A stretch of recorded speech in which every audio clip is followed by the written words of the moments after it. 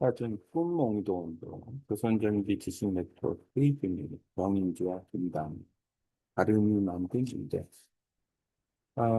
서증품, 등장인물 중에 장도형 교수와 조선전기 과학사를 연구하는 김순지 연구원,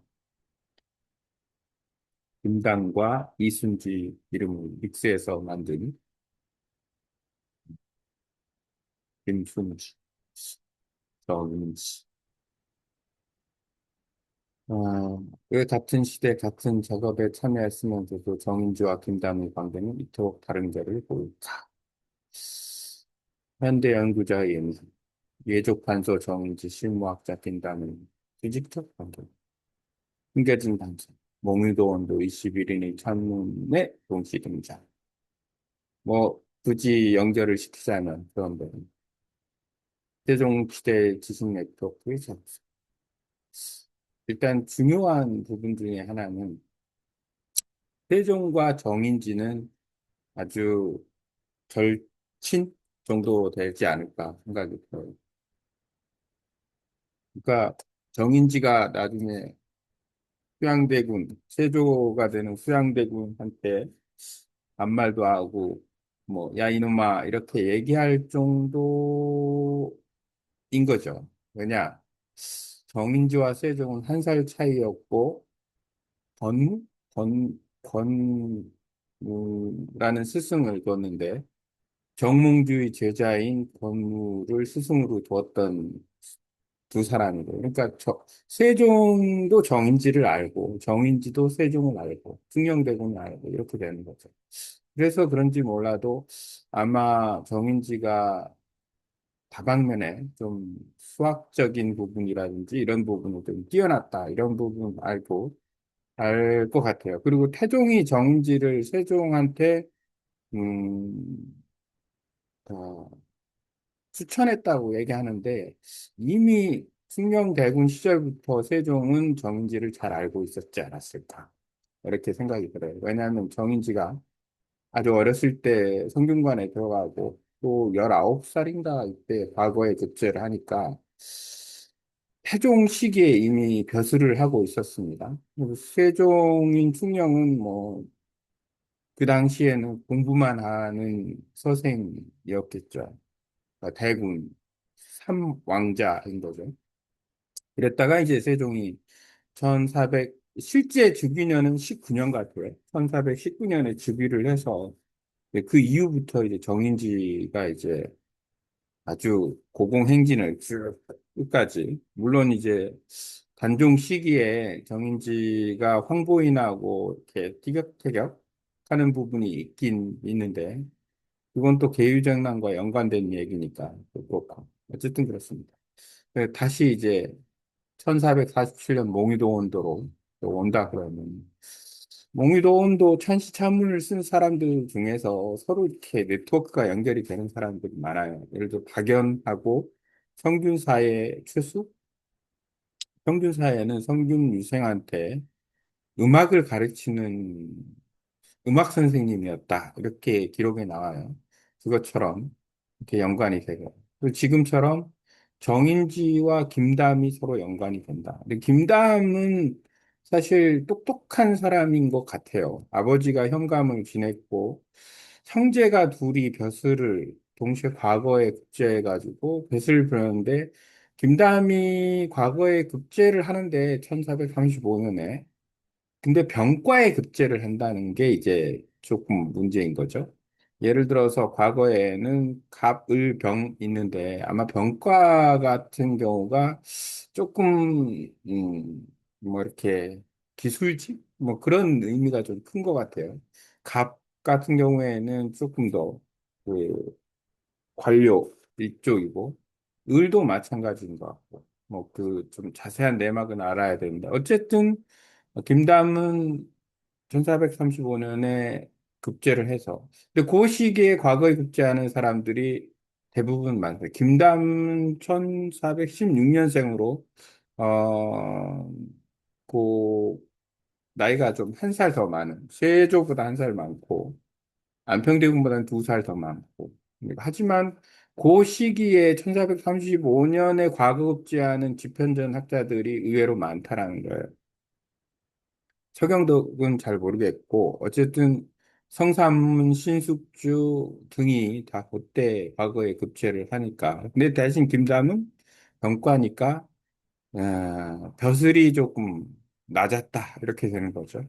어, 집현전 박사 정도까지만 이렇게 있다가 나중에 이순지가 집안일로 해서 칠정산 네 편을 그 연구하다가 일을 하다가 이제 이순지가 빠져가면서 그 똑똑한 김담이 좀 해라 해가지고 김담이 이제 그걸 바톤 터치를 하는데 나중에 이제 그 연구라는 것 자체가 한 사람이 빠지면 또 안 되니까 이제 두 사람이 다 같이 하게 돼요. 근데 나중에 김담도 상을 단행해서 3년 상을 하려고 하는데 세종이 다시 좀 부르는 그런 일도 있고 뭐 있죠. 세종이 사실은 어찌 보면은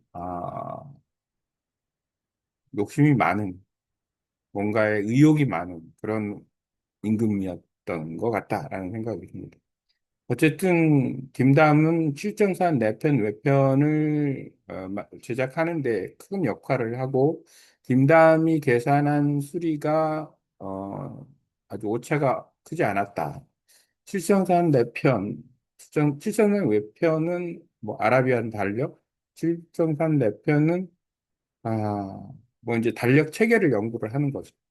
그러니까 그러기 위해서는 어, 지구의 공전 주기를 계산을 해야 되는 부분도 있고 그렇죠. 근데 김담과 정인지와 김담은 일단 나이 차이 20살이 나고 그 다음에 그 당시에 1447년 기준으로 봤을 때 정의진은 예조판서의 집현전 직제학, 직제학이면은 그냥 그 학장 이상인 거죠. 총장 이 정도 되는. 근데 김담은 그 당시에 어, 원 원관, 숭원관 기억이 잘 안 나는데 네 부교리였다고 합니다. 전품 정도의 벼슬을 가지고 있었던. 그럼에도 불구하고 안평대군과 이렇게 어울려서 찬시를 써줄 정도였던 거죠. 나중에 김담은 충주가 중초원 부사까지 하니까 그 세조 시기에까지 꾸준히 조금씩 조금씩 그 올라가는 그런 사람이고 1448년에는 선운관 부교장 정도가 돼요. 그러니까 천문 과학을 연구하는 그러니까 한국식으로 말하면 뭐 과학기술부의 차관 정도가 되는 거죠. 장관은 따로 있을 테고. 뭐 그런 느낌. 근데 정인지는 뭐 집현정 지체와 국가의 문장에 이 당시에 정인지는 이미 나이가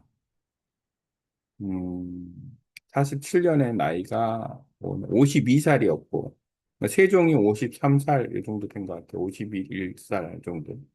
안평대군은 당시에는 30살 가까이 됐고 김담은 32 이렇게 되겠죠.